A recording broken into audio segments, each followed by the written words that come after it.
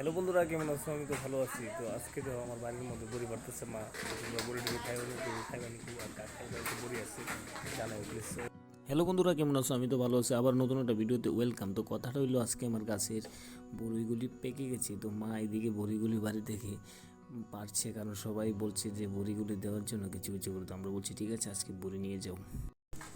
বাদা রাহা হামদম ডোলেঙ্গে না হাম चाहेंगे मोहब्बत तुम्हारे सिवा।